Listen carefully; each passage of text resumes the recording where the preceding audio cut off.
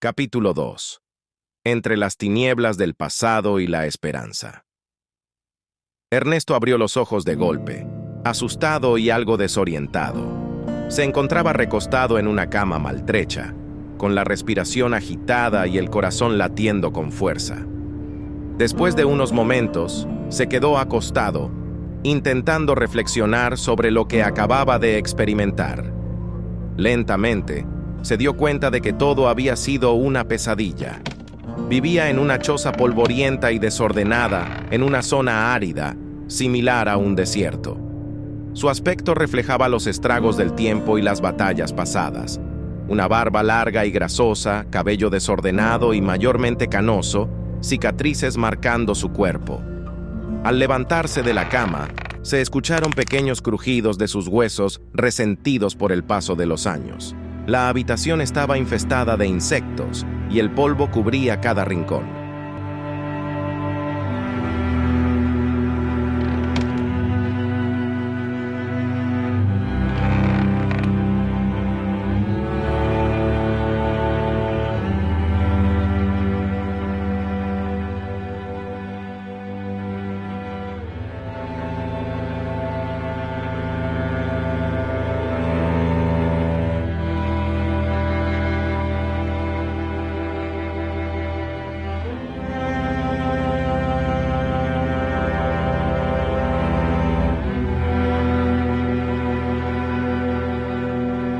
Con esfuerzo, se sentó en la cama y abrió una gaveta de la mesa de noche a su lado, sacando un pequeño frasco de whisky y bebió lo que quedaba en un solo trago. Luego, se levantó finalmente, colocando su protésica mano de metal plateado en su muñón izquierdo y ajustando su parche en el ojo derecho. Había perdido esos miembros en una vieja batalla, testigos de tiempos más extremos. Después, abrió un pequeño cofre polvoriento que guardaba debajo de la cama. Sus brazos temblaban ligeramente, tal vez debido a algún malestar físico o emocional. Sacó una vieja fotografía de su graduación en Hogwarts, junto a su antigua pandilla, pero la imagen estaba tan desgastada que apenas se distinguían los rostros. También encontró otros objetos de su pasado, un trofeo polvoriento del torneo de todos los magos, un artículo amarillento de El Quisquilloso que lo perfilaba, y el collar de corazón de llave que Penny le había regalado en una cita, ya oxidada y cubierto de sarro. Ese cofre era una reliquia de la noble y ancestral casa de los Black, regalo de Andrómeda y Ninfadora Tonks a Ernesto hacía muchos años, durante un banquete de celebración del aniversario de fundación de Hogwarts. Anteriormente había pertenecido a las hermanas Black, Andrómeda, Narcisa y Bellatrix, quienes habían guardado sus tesoros más preciados durante sus años en Hogwarts. Ahora servía para atesorar los recuerdos de Ernesto. Luego de un momento de contemplación, guardó los objetos en el cofre y lo volvió a esconder bajo la cama. Con paso lento, se dirigió a buscar su varita, la cual ya mostraba los signos del tiempo y el uso, astillada y ligeramente quemada, pero aún fiel compañera de sus días. Ernesto se vistió con una camisola amarillenta y salió de su habitación, listo para enfrentar el día que se extendía frente a él. La luz del sol entraba por las rendijas de las ventanas de su humilde morada, prometiendo un nuevo día, aunque el pasado aún lo perseguía en los rincones de su mente.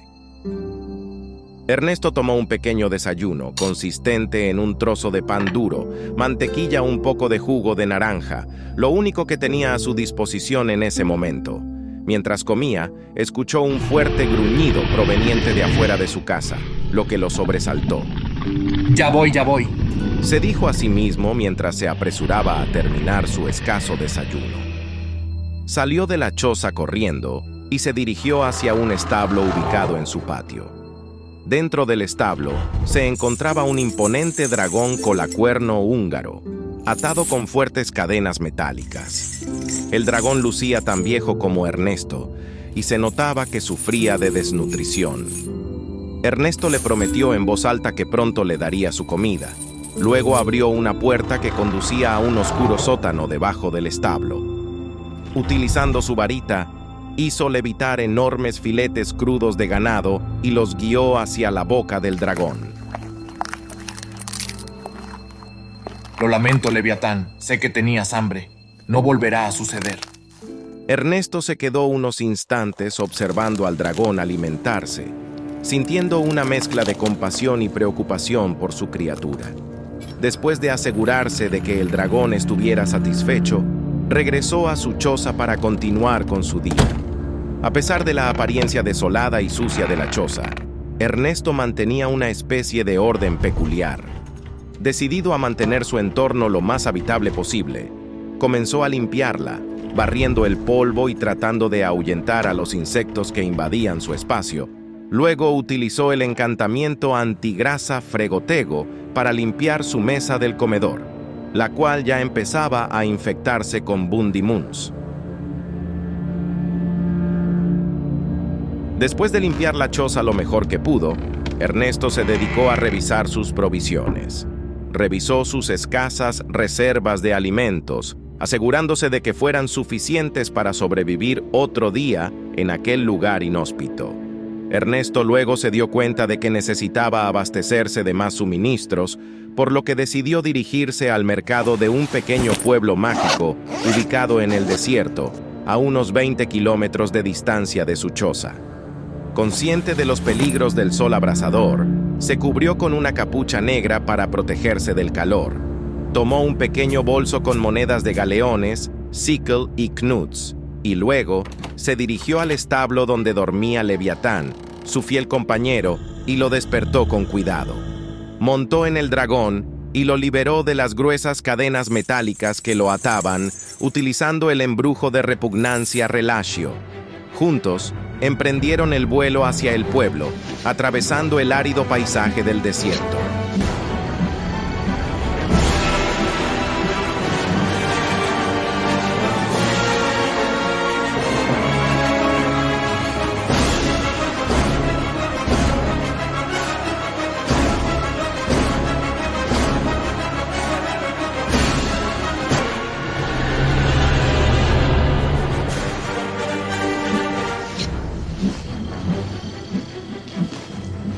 Al llegar al pueblo, Ernesto atrajo la atención de muchos habitantes que lo vieron descender del imponente dragón.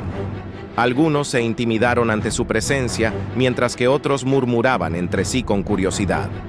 Ernesto se dirigió directamente a un puesto de carne y, sin rodeos, preguntó al vendedor sobre los precios. Expresó su esperanza de que no hubiera inflación, ya que sus recursos eran limitados. ¿Cuánto por la carne?, preguntó Ernesto con un tono de voz serio. El vendedor, un hombre de aspecto sudoroso y nervioso, lo miró con cautela antes de responder. Buenos días, señor. ¿Qué puedo ofrecerle?, preguntó nervioso el vendedor a Ernesto.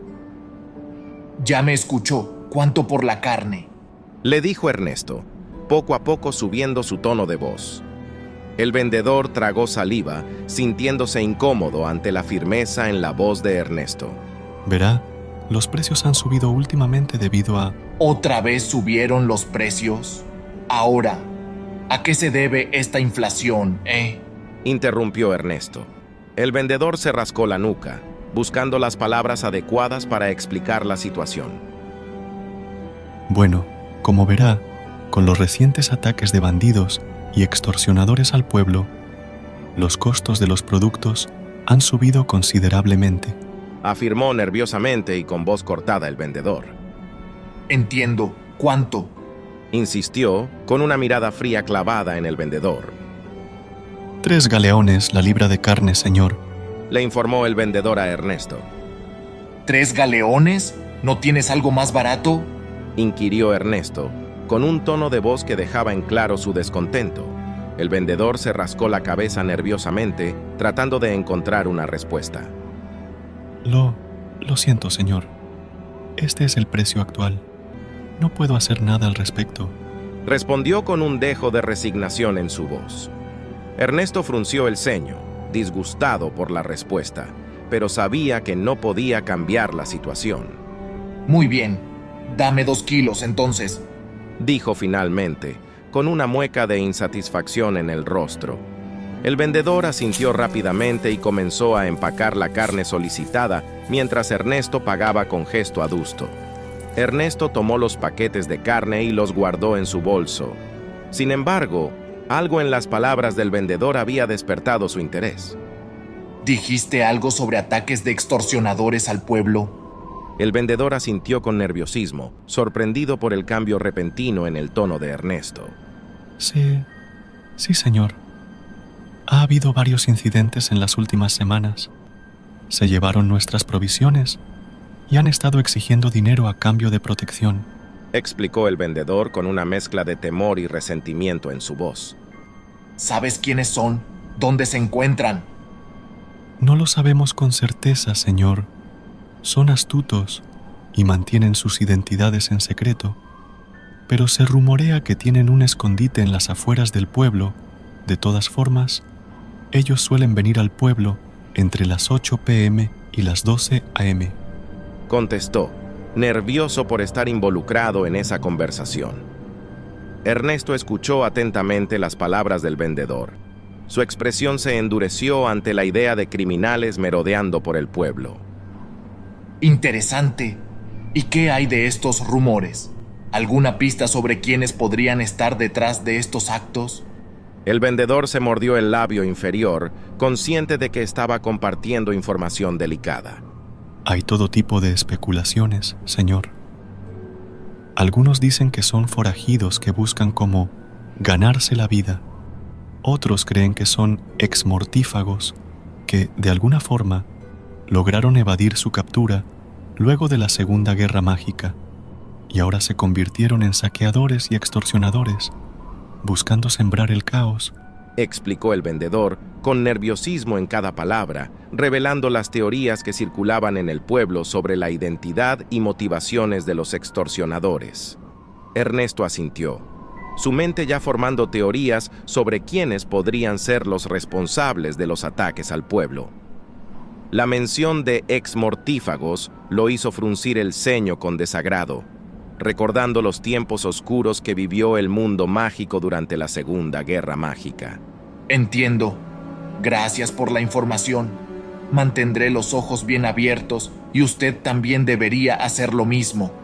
El vendedor asintió con nerviosismo, deseando no haberse involucrado en esa conversación. Ernesto, por otro lado, se alejó del puesto de carne. Sabía que debía actuar para proteger al pueblo del peligro que representaban los extorsionadores.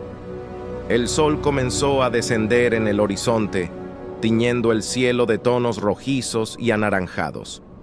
Poco a poco, las sombras se alargaron sobre las calles del pueblo, presagiando la llegada de la noche.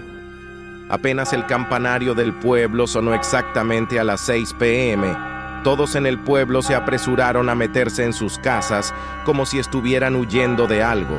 El bullicio y la actividad diurna desaparecieron repentinamente, dejando tras de sí un silencio tenso y pesado.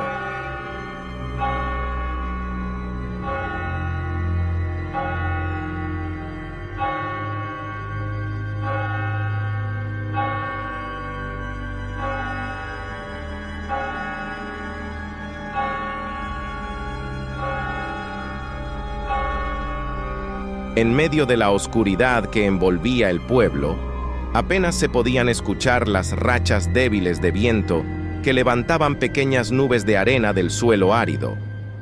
Las campanas de algunas casas, mecidas por la brisa, tañían de manera errática, como si estuvieran marcando el paso de un tiempo incierto. Con el paso del tiempo, y ya pasadas las 10 p.m., el silencio se volvió aún más inquietante. De repente, a lo lejos, se escuchó un sonido inusual, similar al rugido de un motor de automóvil, pero más distorsionado. Sin embargo, lo que emergió de la noche no fueron automóviles, sino un grupo de figuras enmascaradas y encapuchadas, montadas en escobas especiales que incorporaban un respaldo, permitiendo a los voladores sentarse erguidos, similar a una moto. Con destreza, aterrizaron en el centro del pueblo, y los magos enmascarados comenzaron a gritar amenazas al pueblo. Sus gestos eran agresivos y su presencia intimidante. Aquellos que estaban en sus casas permanecieron en silencio, temerosos de lo que pudiera ocurrir a continuación. Tras el aterrizaje de los extorsionadores en el centro del pueblo, el líder, una figura imponente envuelta en una capa oscura, se adelantó con paso seguro. Su mirada despiadada recorría las calles, mientras sus seguidores se dispersaban para llevar a cabo sus nefastas acciones. Con un gesto de su mano enguantada, llamó la atención de todos los presentes. «Pueblo miserable», exclamó el líder con un tono sarcástico y despectivo, su voz resonando en la noche. ¿no es encantador este pequeño rincón de debilidad y desesperación en el que viven? Algunos habitantes se asomaron tímidamente desde las ventanas, observando con temor al líder y su séquito. «Oh, pero qué sorpresa tenemos para ustedes esta noche. Venimos a brindarles nuestra cálida bienvenida y, por supuesto, a recolectar nuestro tributo», afirmó sarcásticamente el líder a gritos. Los habitantes se encogieron aún más en sus hogares, sintiendo el peso de la amenaza en cada palabra del líder. «¿Dónde están nuestros modales? Oh, sí, ¿cómo podría olvidar las formalidades?», dijo el líder con una falsa inclinación de cabeza hacia los residentes aterrados. «Entonces, ¿quién será el primero en contribuir a nuestra noble causa esta noche?». Un murmullo de miedo se extendió entre la multitud, mientras el líder de los extorsionadores se deleitaba en su posición de poder, listo para desatar el caos y la desesperación sobre el indefenso pueblo. Luego de la provocación del líder de los extorsionadores, el alcalde del pueblo emergió de su oficina con una expresión temerosa. Se acercó al líder tratando de mantener la compostura frente a la presión. Señor, ya han saqueado todo lo que teníamos. Apenas nos quedan recursos suficientes para nuestro sustento y comercio. Además, llegaron hace apenas una semana. No hemos tenido el tiempo necesario para reponernos», afirmó con desesperación en sus palabras. El líder de los extorsionadores dejó escapar un suspiro de decepción fingida, como si esperara más del alcalde y su pueblo. «¡Qué desilusión!», exclamó el líder con sarcasmo, su tono lleno de cinismo. Hizo una seña a sus seguidores, quienes comprendieron su gesto sin necesidad de palabras. El grupo de extorsionadores empezó a utilizar magia de manera destructiva. Con unos movimientos de varita, lanzaban bombarda contra las casas, haciendo estallar puertas y ventanas en pedazos. El estruendo de las explosiones resonaba en toda la calle, mezclado con los gritos de los habitantes aterrorizados.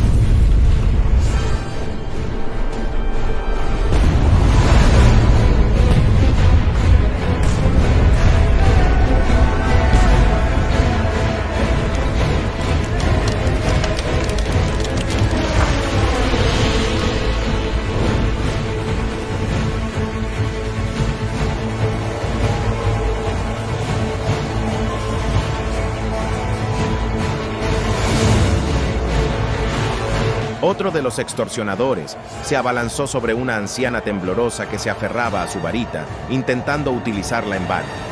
Con una risa burlona, le arrebató la varita y la partió en dos, ignorando sus súplicas desesperadas, y luego procedió a robarle unas cajas con verduras que tenía cerca de ella.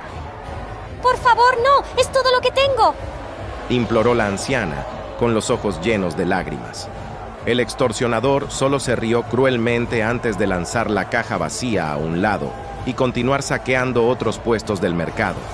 Mientras tanto, otro grupo de extorsionadores, en medio del caos, arrastraban a magos indefensos desde sus hogares. Con brutales hechizos de atadura los sujetaban y los arrastraban por las calles, ignorando sus súplicas de misericordia.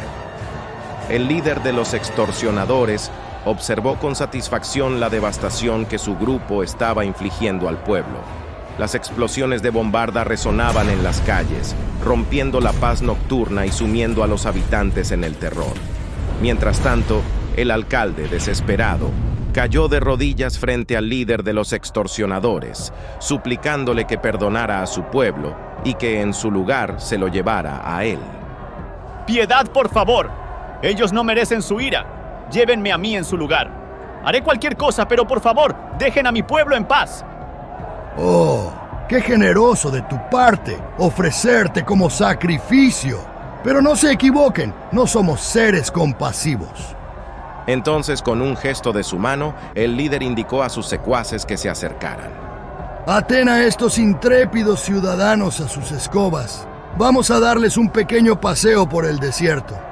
Ordenó con voz autoritaria. El líder entonces utilizó Petrificus Totalus en el alcalde para que no pudiera hacer nada más que ver cómo ellos arrastran a sus ciudadanos hasta la muerte por el desierto. Los extorsionadores utilizaron hechizos de atadura para asegurar a los magos capturados a las escobas. Antes de que pudieran comenzar su despiadado vuelo arrastrando a los ciudadanos por el desierto, un repentino estruendo rompió su concentración. Un poderoso gruñido resonó en la distancia, cada vez más fuerte y cercano, hasta que una sombra imponente se proyectó sobre el pueblo. Entonces, una bestia alada, con su imponente envergadura, se cernió sobre ellos, desafiando su autoridad con un rugido atronador que retumbó en el aire nocturno. El dragón escupió fuego y formó una barrera ardiente, bloqueando cualquier intento de escape de los extorsionadores y protegiendo a los ciudadanos indefensos. La luz anaranjada del fuego iluminó la escena, destacando la figura de Ernesto, quien descendió con gracia de la espalda del dragón, emanando una presencia que infundía esperanza para el pueblo atacado. Ernesto indicó a Leviatán que se retirara, demostrando que lo tenía bajo su control. Ernesto se encontraba rodeado por el grupo de extorsionadores, cuyas miradas llenas de malicia lo escudriñaban con cautela. Con su varita astillada firmemente en mano, Ernesto mantenía una postura firme y decidida, listo para enfrentarse a sus adversarios. El líder extorsionador, con una sonrisa despectiva, se adelantó, sus ojos brillando con malicia mientras observaba a Ernesto. Vaya, miren nada más quién vino a salvar a este pueblo de campesinos. Ernesto Ibarra Vidaurre, el famoso rompemaldiciones de Hogwarts. Sin ofender, pero no estoy para nada impresionado. Tus mejores tiempos pasaron hace mucho tiempo, y tu experiencia no será de ayuda. Si dices eso, entonces realmente no sabes con quién estás jodiendo, respondió Ernesto con determinación. Los extorsionadores intercambiaron miradas nerviosas, sorprendidos por la valentía de Ernesto. Sin embargo, el líder rápidamente levantó su varita, dando inicio al enfrentamiento. ¡Ataquen!, ordenó el líder, y los extorsionadores se abalanzaron hacia Ernesto con hechizos de ataque. Ernesto respondió con rapidez, conjurando hechizos de defensa para protegerse de los ataques entrantes. Rayos de luz mágica se arremolinaban en el aire, chocando entre sí con fuerza mientras la batalla se desataba en la plaza del pueblo.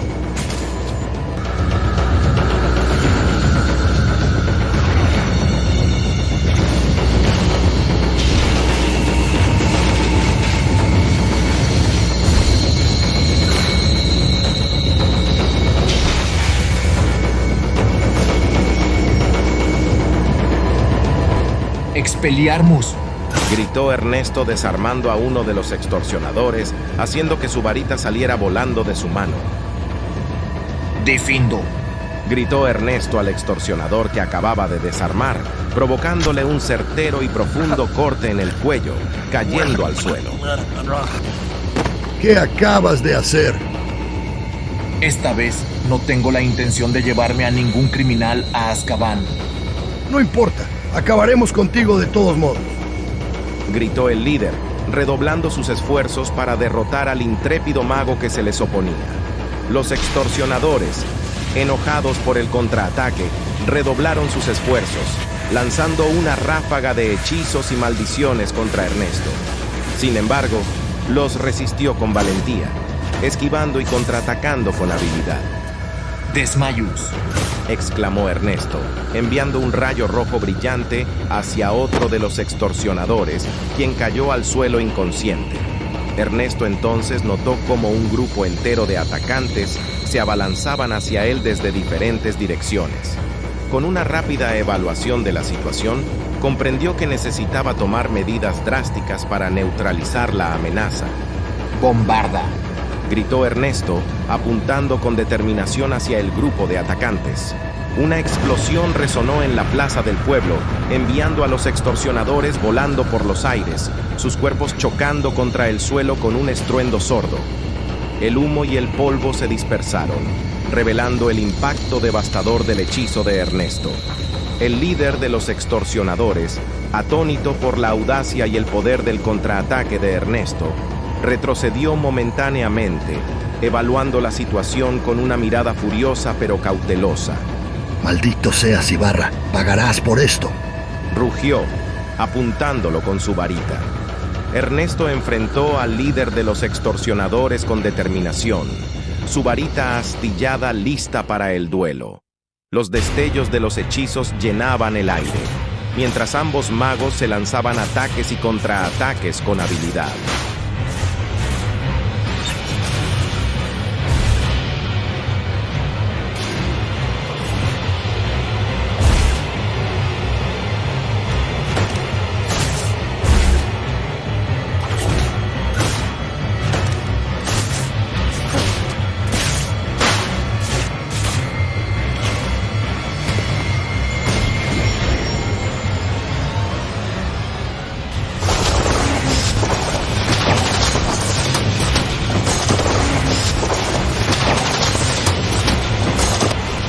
La magia chocó contra la barrera protectora, dispersándose en destellos de luz mientras Ernesto mantenía su posición firme.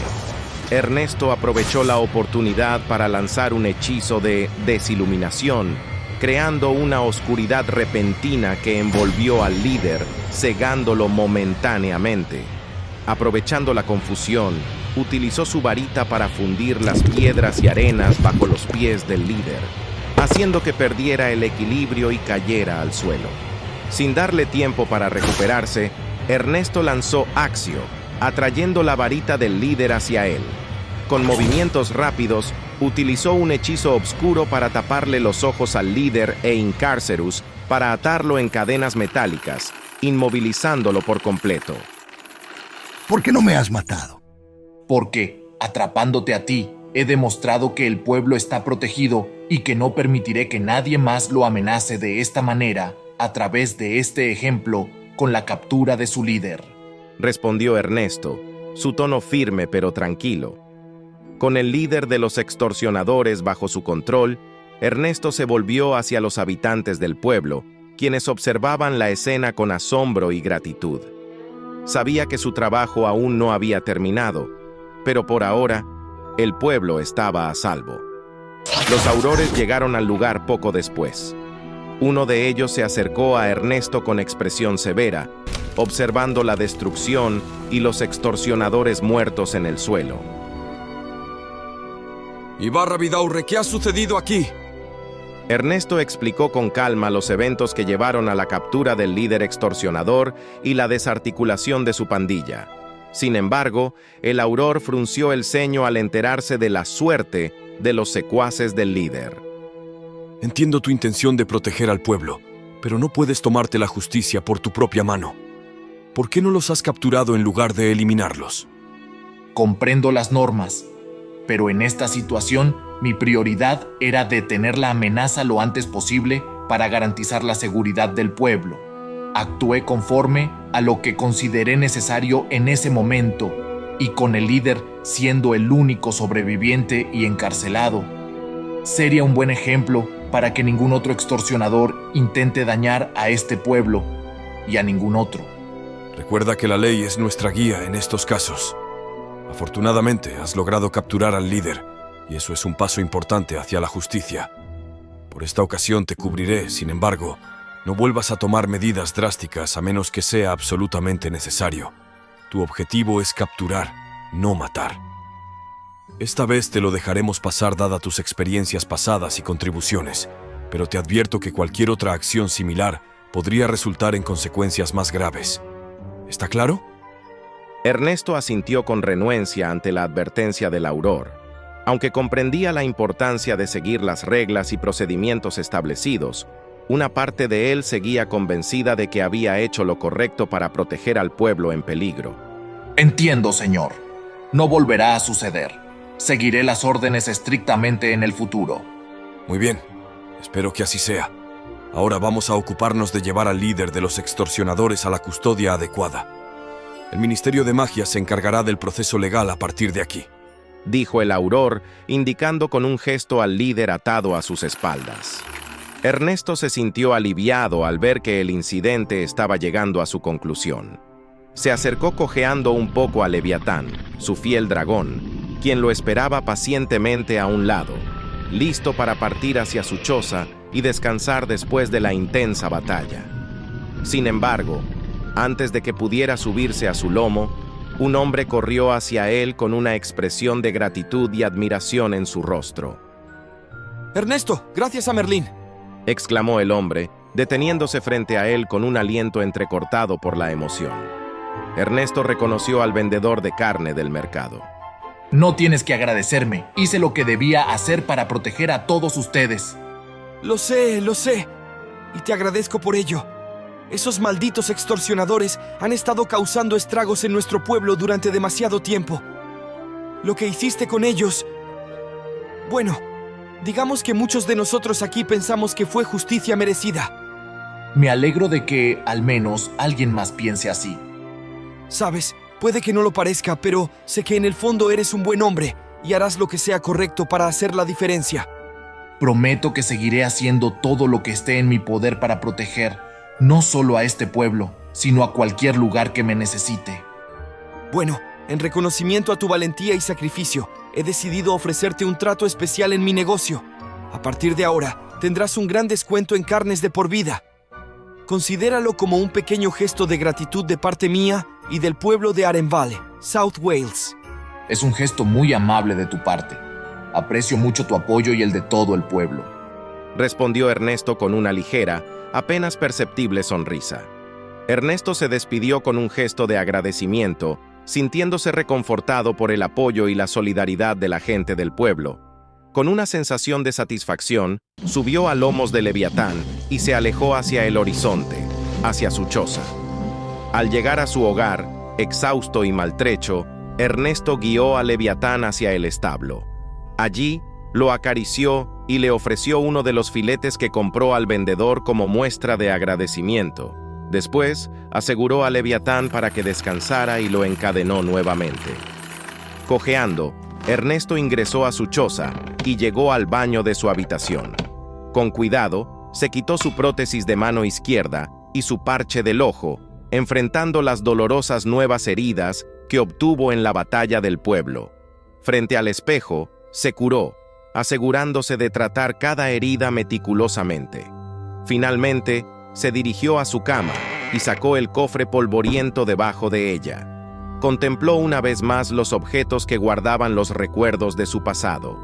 Destacaban el anillo de compromiso de Penny, el collar de llave de corazón y una pulsera de corazón. Con una lágrima en el ojo, los volvió a guardar en su lugar, manteniendo vivos los recuerdos de la persona que amaba.